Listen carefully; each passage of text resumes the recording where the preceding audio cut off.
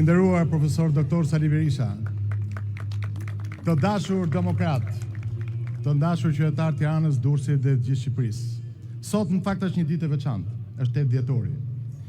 Është data që përjetësoi lëvizjen e studentëve të dhjetorit 90, si një nga kulmet më të ndritura të ndërgjegjësimit të shoqërisë shqiptare në dekadat e fundit. Është dita kur guximi i rinisë dhe jetja e saj për liri ka përcyen hijet e frikës, duke sfiduar një epokë të gjatë izolimi dhe represioni. Fati e desh të jem pjesë e asaj lëvizje. E çdo përvjetor më rikujton se ndryshimet e mëdha nuk lindin kur rastësisht. Ato lindin kur qytetarët marrin përgjegjësitë për fatin e vendit tyre, kur e kuptojnë se liria nuk është një dhuratë, por një thesar për të cilin duhet luftuar. Shoqëria ecën përpara, vetëm atëherë kur rinia ka hapësirën, guximin dhe ëndrrën për të ndërtuar të ardhmen sipas vizionit dhe potencialit vet. Kujtesa historike mbetet themeli i domosdoshëm mbi të cilin ngrihet një ardhme më e drejtë dhe më humane. Liria nuk është thjesht dhe vetëm një e drejtë apo dhuratë për të folur. Liria mbi të gjitha është një mundësi për të ardhmen. Por mbi të gjitha kjo kërkon dhe angazhim maksimal. Reflektimi mbi të shkuarën totalitare është i domosdoshëm për të kuptuar peshën e të drejtave që gëzojmë sot dhe për të mos lejuar që historia të përsëritet.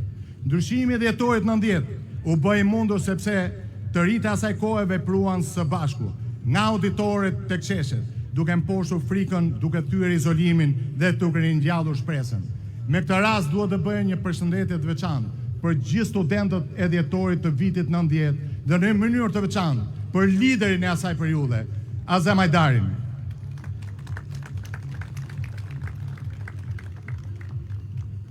Dhe sot, 8 dhjetori është një ditë reflektimi shoqëror, një kujtesë se rinia duhet të ketë një rol më të madh në jetën publike, më shumë mundësi për të vepruar, më shumë hapësirë për të ndërtuar ëndrrën e saj.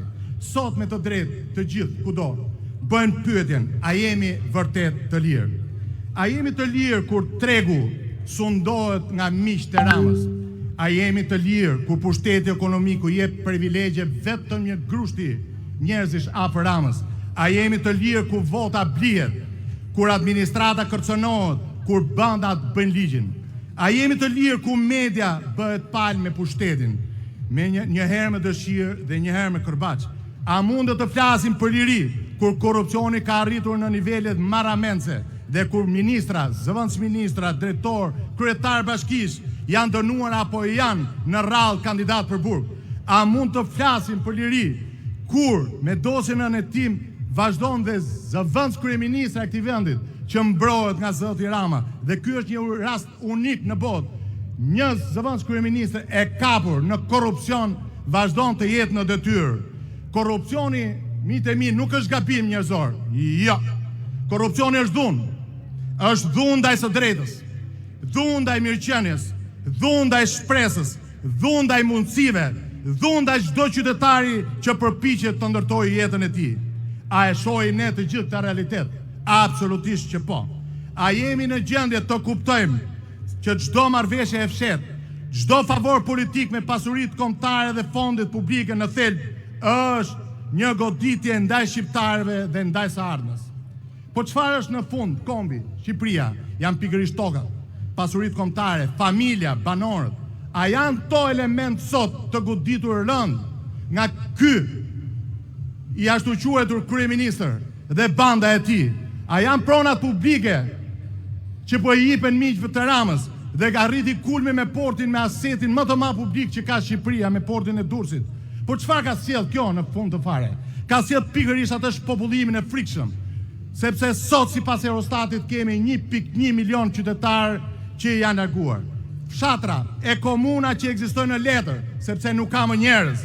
Kapitali më i rëndësishëm, që është kapitali njerëzor, sot është 40% më pak. Emigrimi nuk ka pse të jetë fati i pashmangshëm i fëmijëve tanë. Emigrimi është pasojë e padrejtësive. e mungesës së mundësive, është pasojë një sistemi që nuk shpërben më të mirin, talentin dhe punën e ndershme. Dhe me të drejtë, të gjithë janë shqetësuar dhe për goditjen e fundit, që i dhanë dhe familjes me ligjin e barazisë gjinore. Goditën pikërisht atë qelizën më të rëndësishme të shoqërisë, që është familja. Të dashur motra dhe vëllezër shqiptar, liria nuk është vetëm një fjalë, por është një mundësi për të vepruar, për ndërtuar të ardhmen tonë pa pengesa. Fryma e dhjetorit 90 nuk është dhe nuk duhet të jetë vetëm nostalgji, por është dhe duhet të jetë thirrje për veprim. Koha nuk pret. Shpresa, guximi, drejtësia duhet të triumfojnë dhe ne duhet të tregojmë që jemi të gatshëm për të qëndruar krah tyre. Sepse një shoqëri që nuk e bën këtë do të jetë gjithnjë e më shumë pa liri dhe qytetarët pa drejtësi. Sot, si atëherë, liria kërkon që të jemi të gjithë bashkë për të shporur një herë mirë ramën e këtë farë të keqe rilindase që është në pushtet. Kini besim miq, ne do të fitojmë, e drejta do të fitojë. Faleminderit.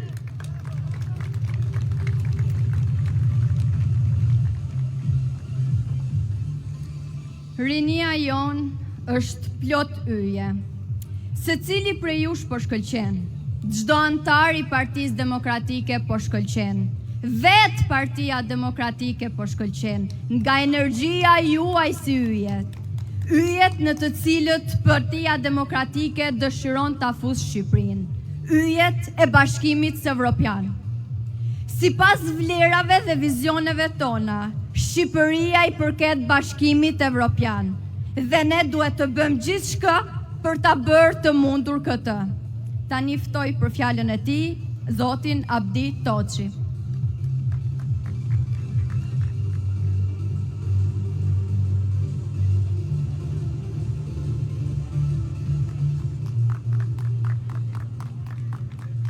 I thë buk thata kom fut qom shpinë.